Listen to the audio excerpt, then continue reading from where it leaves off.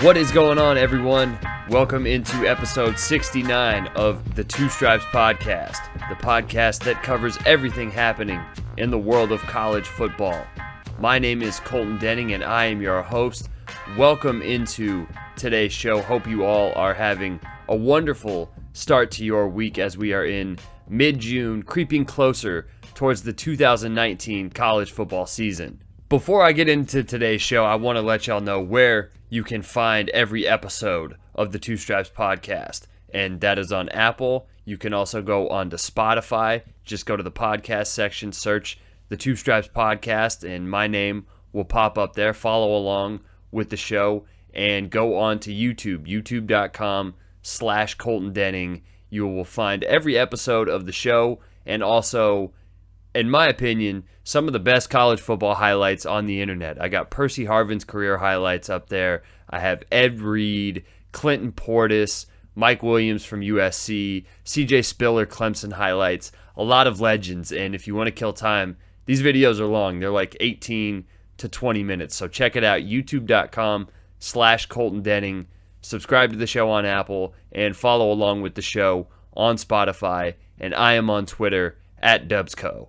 With that out of the way, let's get into today's episode, and I am very excited to be joined by a special guest, and that would be the Athletics Notre Dame beat writer, Pete Sampson. Pete, how you doing, man? Thank you for joining the show. I'm doing great. Thanks for having me. Ready to sort of start getting into football. It's about that time of the summer. Yeah, NBA finals are over, and it's time to start looking to college football. And before we dive into 2019 and Notre Dame, this is Brian Kelly's 10th season. How crazy is that? It's not something I ever thought I would be covering.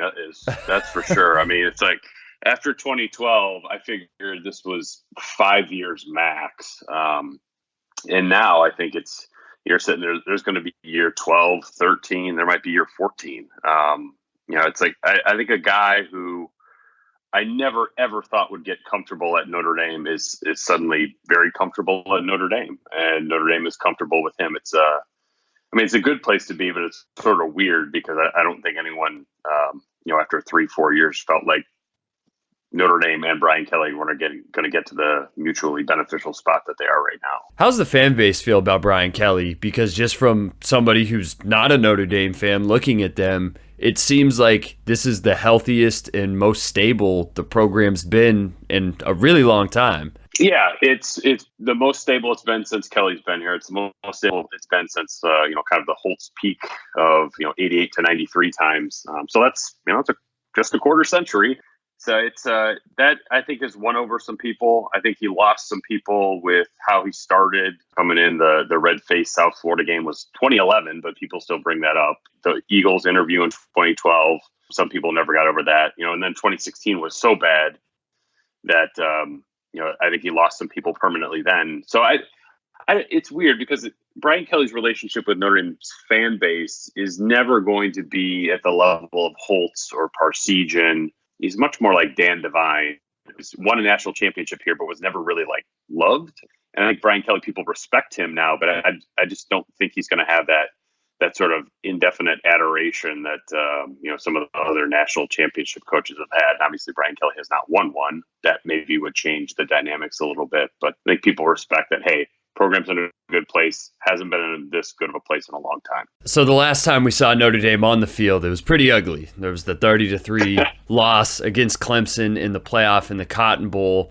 And a lot of times I've seen when teams lose high-profile games like that, whether it's in the playoff or the bowl game, a lot of talk in the offseason is about how motivated that loss made them and how they're working it into their training program and how they're coming back next season stronger than ever. How much of a talking point has that been for them, or has it just been completely, hey, that's last season, we've moved past that, we're ready for 2019? It really has not come up. I mean, I don't want to say it hasn't come up in press conferences, but with the team itself, it's not. After the Alabama game in 2012, that was something that hung around for a long time. The Miami game from 2 years ago, when they just got absolutely waxed in South Florida, that really drove the entire offseason. But I don't think the Clemson game has had a similar effect. I think in some ways Notre Dame feels like, hey, we made the playoff pretty good, right? The game itself was bad. I think that Notre Dame looks at it as, okay, we learned a lot from that, but I don't think the lessons learned are more like we got to be tougher and harder and meaner. It's more like, well, we have young coordinators. They can take that as a lesson going against Brent Venables, Jeff Scott, Tony Elliott. Clemson's coordinators are, I think, some of the best, if not the best in the country. And just sort of what elite talent looks like on the defensive line. Notre Dame, I think it had more of like a recruiting impact than like a motivational workout impact, in the way that I think Notre Dame sort of looks at it as like, well, we got to go find T. Higgins, Justin Ross, Trevor Lawrence, Travis Etienne, et cetera. And I think that you've seen it impact how Notre Dame has recruited a little bit harder this spring.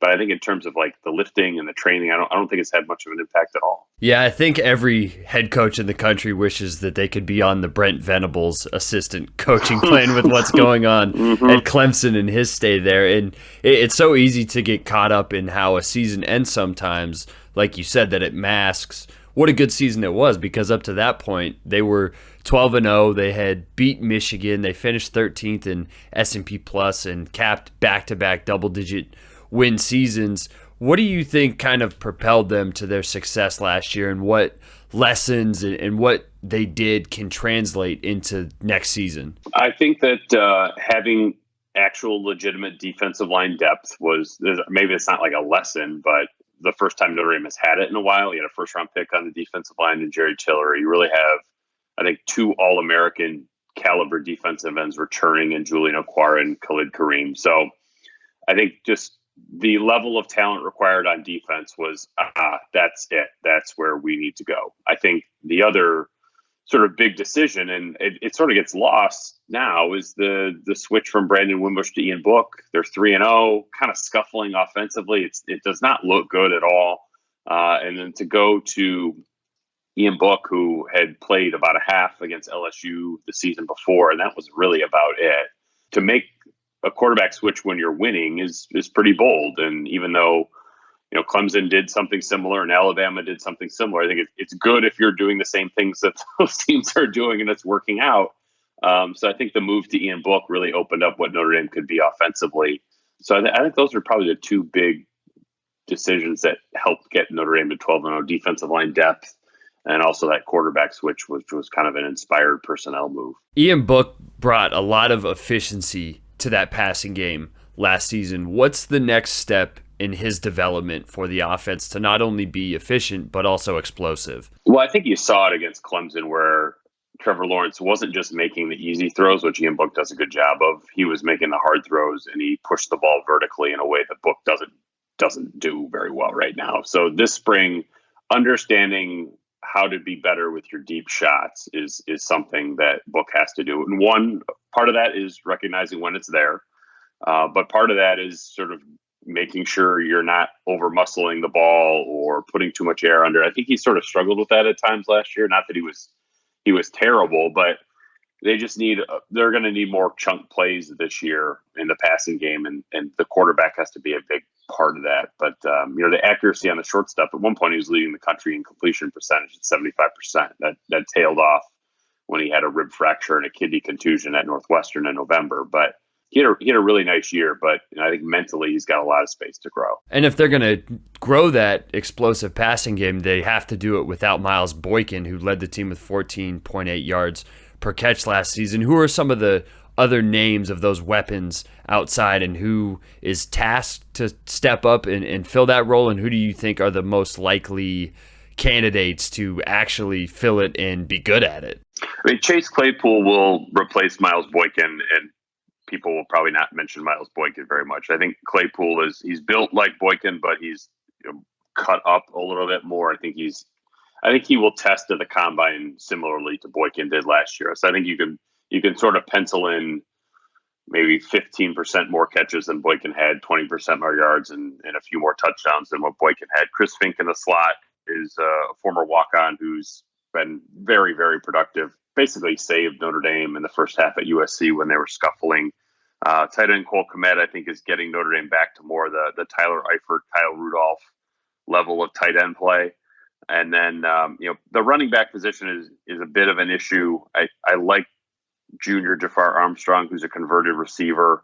This time a year ago, he played running back last season, but has not had a lot of experience or a lot of durability. I think that he's sort of your running back who could give you 800 yards rushing and 400 yards receiving and really sort of make more of a modern spread offense go. So I think overall the staff thinks they'll be better at the offensive skill positions this year, but they need some of the younger guys, Braden Lenzy, Lawrence Keys, Kevin Austin. Those are three sophomore receivers.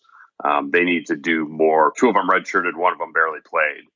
They need those guys to be more reliable rotation guys this fall. It would also help if the running game got going, and it never really seemed to work the way they wanted it to in 2018. What do you think the key to turning that around is? I think the offensive line play was poor by Notre Dame standards. I thought it was like average by probably like everyone else's standards. But, this is a place where Mike McGlinchey, Quentin Nelson, Ronnie Stanley, Nick Martin, this is like an NFL offensive line factory. And last year they took a big step back there. So I think that staying healthy, they had some injuries up front. Their best offensive line got hurt against Stanford, missed the rest of the year, Alex Bars. They need sophomore center Jarrett Patterson to be as good as he looked in spring. I think he will be a very solid interior guy. And their offensive tackle play just has to get a lot better. Left tackle Liam Eichenberg really struggled. Robert Hainsey was fine at times, but was playing through really a calf injury for the first half of the season. So a lot of it is just they need the players that are returning to be better than they were last year. And if they are, I think they'll be fine. But they have all the potential in the world to be there. But I think if you looked at why did the running game struggle last year, I would put a lot more of it on the offensive line than I would the actual running backs. Along the whole offense, whether it's skill guys or offensive line, who's a player that we aren't really talking about right now or the country at large may not know, but by mid-October we're all saying, okay, that's a dude right there? I think it probably will be tight end Cole Kmet, who I mentioned earlier. He's 6'6", about 255, 260. He was also a left-handed pitcher on the baseball team for a while. You look at him and be like, that is a future NFL tight end. And he had a gruesome ankle sprain in the second game of the year last year, and just it never came back. He struggled really to plant and push and drive and manhandle people. And I don't think he ever developed the connection with Ian Book. We saw a lot more of that in the spring game where you're going to see Notre Dame will get into the red zone and they'll stick Kmet out wide to the boundary by himself. So it's just a, hey, I'm bigger than you. Let's go up and try to catch this football and see who can jump higher. And it's going to look sort of like Stanford's offense does sometimes if you watch them, where just like, hey, let's throw a jump ball in the end zone, but we have the guy who's 6'6". I think Kmet's sort of that. He's going to have some dude qualities about him that people are like, oh yeah, he was a 4-star, top 100 prospect coming out of high school. That's why. I'm all in on the all J.J. Arcega-Whiteside offense. I think more teams should just go that route and do it. Earlier on, you were talking about how the strength of the defense probably will be at end. And in doing research for this episode, I was stunned to see in one of your pieces you wrote that Notre Dame hasn't had a first-round draft pick at defensive end since like 1997. And it looks like this year or next season they got a good shot at remedying that. What do they do that's so good defensively at end, and who are those names for people that don't know? Well, first off, they're old. If you look at Notre Dame's depth chart, their top 5 defensive ends are seniors, which is almost impossible to do just based on like recruiting balance. Rarely would you have 5 guys at one position where you only play 2 of them. So they have depth and age and experience. The best one, I wouldn't say by far, but clearly is Julian Okwara, who came in as sort of a 6'4", 205-pound edge rusher. His brother played for the New York Giants and now plays for the Detroit Lions, Romeo Okwara. He was kind of a late bloomer at Notre Dame. Julian really turned it on at the beginning of his junior year last fall. Had a decision whether do I come back, do I not? Decided to come back. Brian Kelly, after the spring game, said they put together a cut-up tape where they said, here are 27 sacks that you missed, plays where you were around the quarterback and didn't finish. So if he just does half of that, he'll be a first-team All-American and make a lot of millions of dollars a year from now. And then Khalid Kareem is the other one. He's a senior as well, more of a strong side defensive end, technically sound, big explosive. And then Dalen Hayes is the third one. They really just have an embarrassment of riches at a position where they have been poor for the most part of the last 15 to 20 years. So it's a really bizarre roster change. Some of it has to do with they recruited really well 3 years ago, but then they did a nice job developing those guys. They've played a lot and gotten a lot better. For as much strength as they have on the outside of the line, maybe it's not weakness, but it's just unknown with Jerry Tillery off to the NFL. What are they going to do on the interior, and who are the names to watch out for? Their starters will be Kurt Heinisch and Myron Tagovailoa Amosa. Those are both juniors, and they've played a decent amount. Tagovailoa Amosa missed all but a quarter and a half of last season with a broken foot that he suffered against Michigan. I think they will just be okay on the interior. I mean, Tillery was a very unique player. He was 6'6", 315 pounds, and skinny, and could bend and do all that pass rush type stuff that guys usually can't from the inside. So, I mean, it's a big step back. There's no question about it. They have some younger guys, Jacob Lacey and Jason Adamiola, sophomore and a freshman, who I think will give them something, but they're just not going to have the depth there. And it's like when you look at their step back on the interior defensive line and a huge step back at inside linebacker, I think that's really Notre Dame's biggest vulnerability this year. Is like, are they going to be stout enough up the middle against the run? Because they turn over so much production and talent at the interior line positions and inside linebacker. Yeah, that's the thing, just looking at it with Tavon Coney and Jerry Tillery, that the skeleton of the defense on the outside you feel so confident about, and in the back with the safety play, but that middle it's like I said, maybe not a weakness, but just right now it's, wow, we got to replace some guys who were pretty damn good. What's been the talk about how those players have looked? And is that something where we're just not going to know until, week 3 or 4, until you really see those players in new positions? You could say it's a weakness because, what they have at linebacker right now is a huge concern.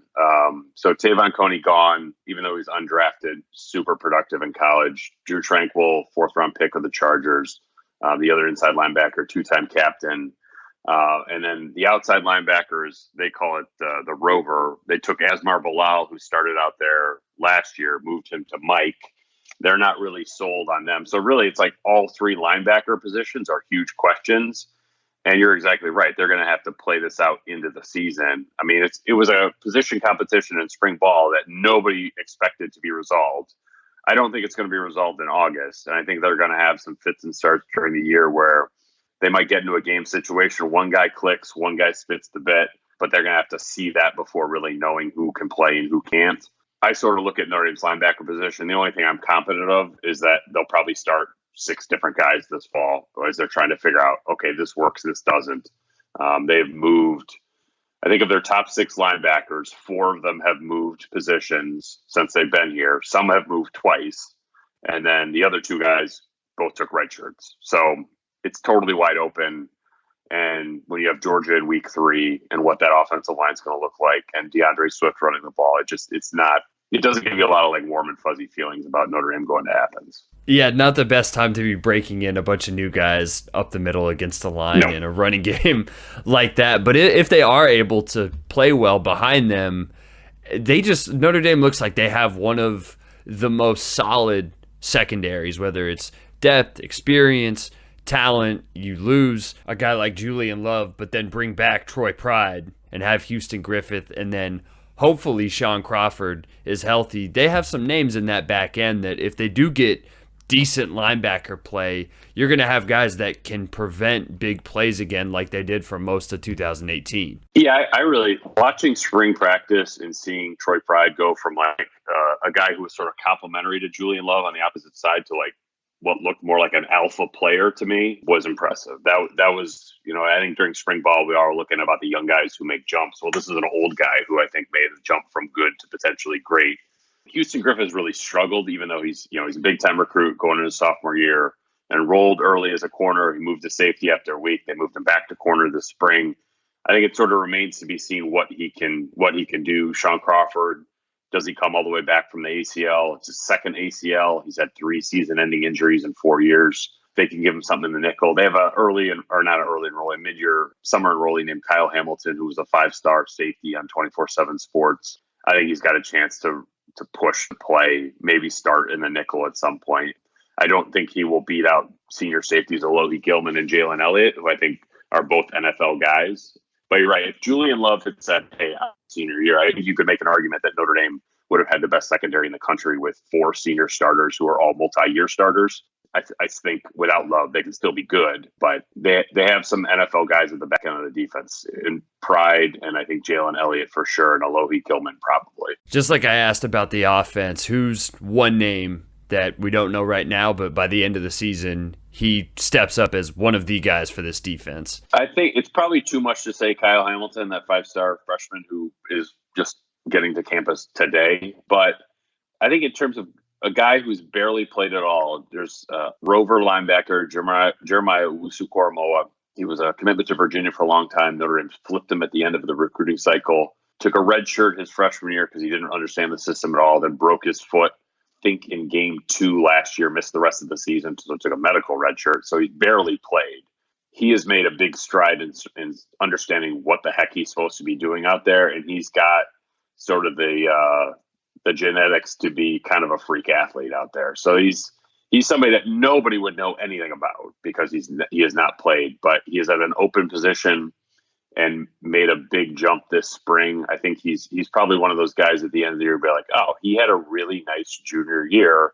I'm excited to see where the rest of his career goes, but I think he's going to sort of flash to a few people, and if he flashes in the right moments of the right game, that could be pivotal for Notre Dame's season. We mentioned that week 3 game against Georgia on the road, but if they're going to play that game, at the very least, they have the first 2, which are, I think, nice setups for that, with the road game at Louisville and then New Mexico. And Louisville, of course, is completely building that program back up after how Bobby Petrino left it, in New Mexico is New Mexico. So it seems like, especially for that defense, it's nice to have a little bit of a buffer to go against those 2 offenses and figure out what they want to do on the interior before they have to play Georgia. Yeah, it's a funky schedule because if you look at Notre Dame and say, all right, it's either make the college football playoff or bust, then the schedule's impossible. Because I think Notre Dame would have to go 11-1 and probably beat Michigan and Georgia on the road, which I don't think is going to happen. However, if you look at Notre Dame and say 10-2, going to a New Year's Six bowl and winning it is a good season, then I think it's a great schedule, because then you can sort of write off Michigan and or Georgia. And I think then you look at the schedule and be like, they're going to be favored in all 10 of those other games. And I think probably in 8 of them, they'll be favored by double digits, maybe 9 of them. It's a very manageable schedule that way.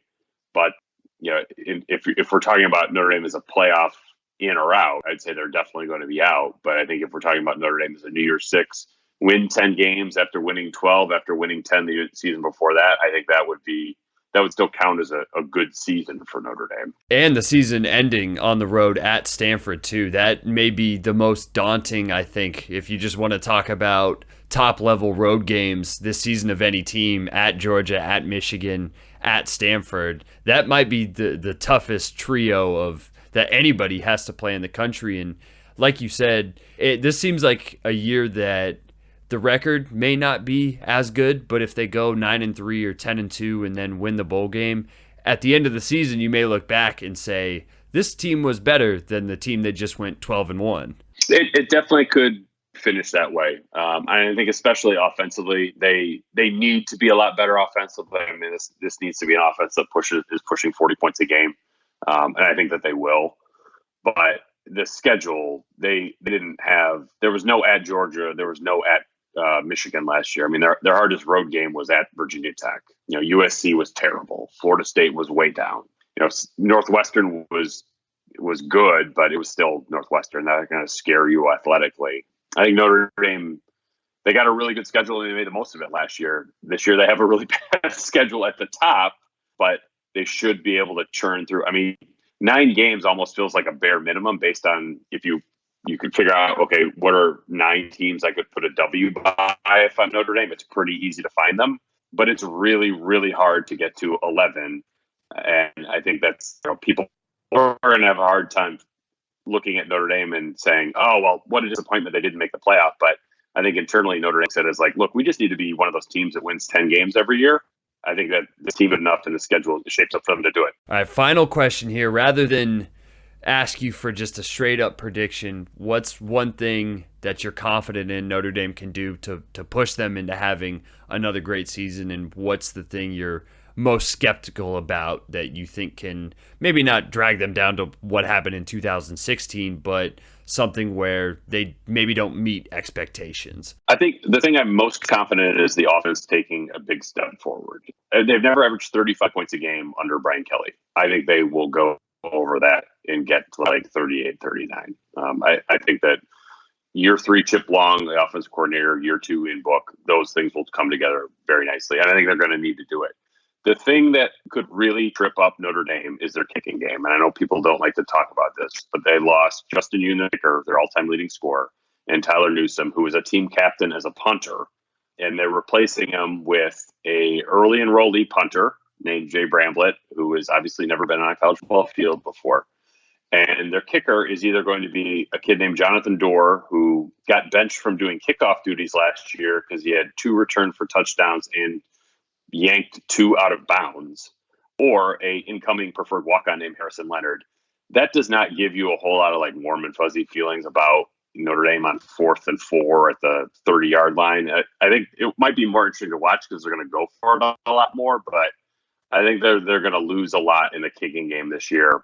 And if they're playing tight games, it's hard. That could really cost them. So that's probably, as much as linebacker is a huge worry, kicking game is almost as big a worry because I'm not sure if they have options to replace the guys that they lost that will be good enough to challenge for 10 wins. Well, no matter what happens, whether Notre Dame is really good and in the playoff hunt again, or they are not and it's closer to 2016, the one thing we can guarantee about Notre Dame is that there will be mild opinions on the internet and on Twitter about them, no matter what happens, and about Brian Kelly. But if you want to avoid all of those takes, I would highly suggest that the one place you keep up with Notre Dame is at The Athletic, and all of Pete Sampson's work there under the college football tab. If you are not subscribed to The Athletic, I will tell you firsthand, you need to change it if you're a college football fan or just a sports fan in general, and that is where you can find all of Pete's work, and he is on Twitter at @PeteSampson_. Pete, is there anywhere else you would like to plug for people to find your work?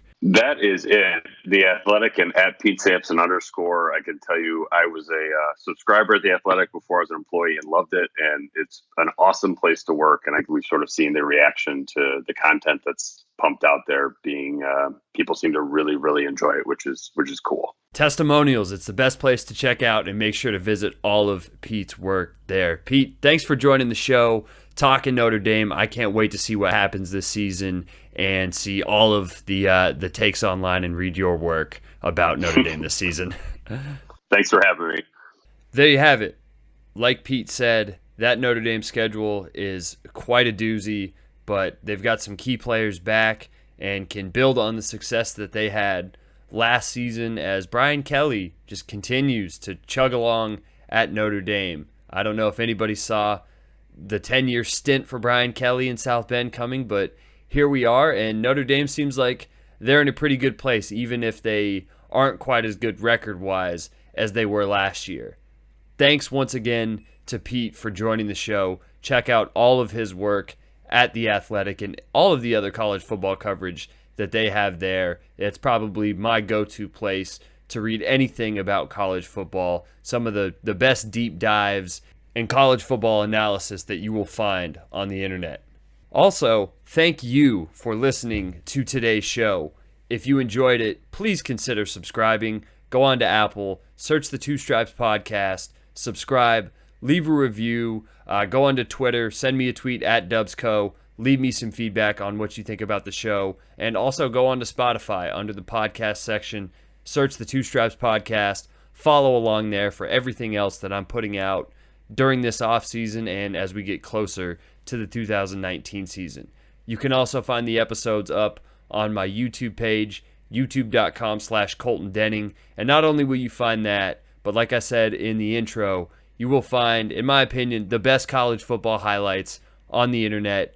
Where else are you going to watch 30 minutes of Peter Warwick or 22 minutes of Jamal Charles? Nowhere else but youtube.com/Colton Denning. So check it out. I promise it'll help get you through this last little bit of the offseason before fall practice begins. And, in 2 months from now, 2019 season is starting. So check it out, youtube.com/Colton Denning. More videos are on the way, so stay tuned there. That's a good place to wrap up today's show. I am in the midst of 10 MLB games in 10 days, so I am hurting right now, but glad to get an episode of the podcast off. I hope you guys enjoyed it, but until next time, I want to thank you one more time for listening. My name is Colton Denning, and this is the Two Stripes Podcast.